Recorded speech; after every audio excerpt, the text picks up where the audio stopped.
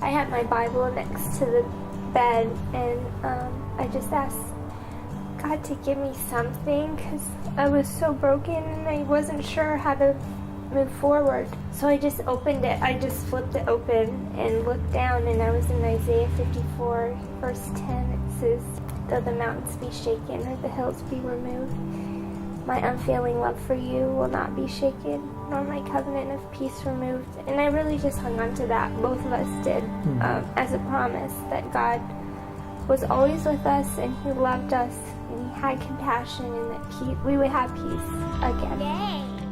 Toronto. This one? This one.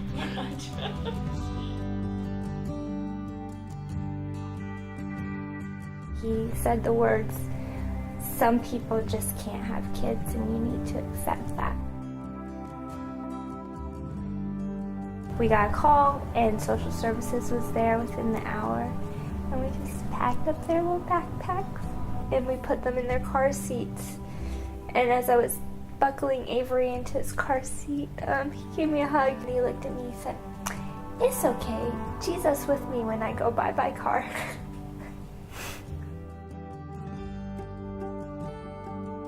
I really didn't want to do foster care again at the time because I felt like I'd had to say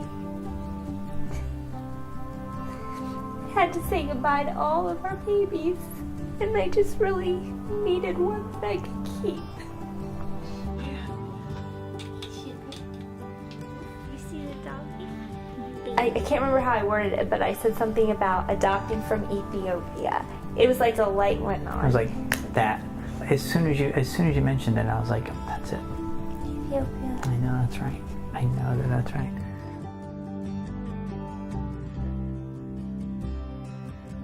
Our caseworker called, and she said, "I have a little boy I want to talk to you about." You know that your son is out there, but you don't have a name. You don't have really anything to kind of hold on to. So the picture is like everything. Yeah, his name and his face, like having those two things were like, wow, Yeah. that's our little guy. There's a big courtyard, and all the babies and all the children were out there playing. I was just so desperate for him. Glenn was so just looking giddy. at everybody. I was So like, cute. Marato, like, Marato. because they didn't speak English. Yeah. And so we walked over, and I asked if I could pick him up because I just wasn't sure. Like, there's this baby that doesn't know me. So I just scooped him right up, and he didn't ever cry, or it was just like all our dreams came true in that moment, that we finally had a son that we could keep, and he was just so sweet. All it said was 21-day-old baby girl in Ethiopia, missing some fingers and toes with some webbed fingers and toes. And I just read the stats, and I was like, that's my girl. At church, this little girl came up to me with her brown paper sack, and it had 2 dolls in it, and I opened it up, and one was a white doll with long blonde hair, and she said, "That's for you because she looks like you." And then the other doll was a brown doll with brown curly hair, and she said, "And that's for your little girl," which was just so stunning.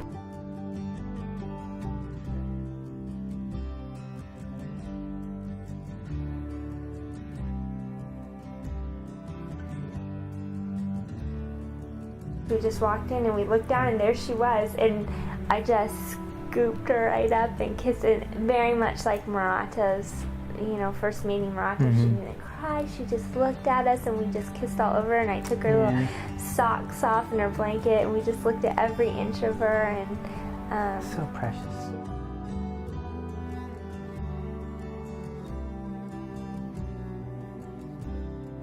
everything we were reading was like him to a T. We were like, oh my goodness.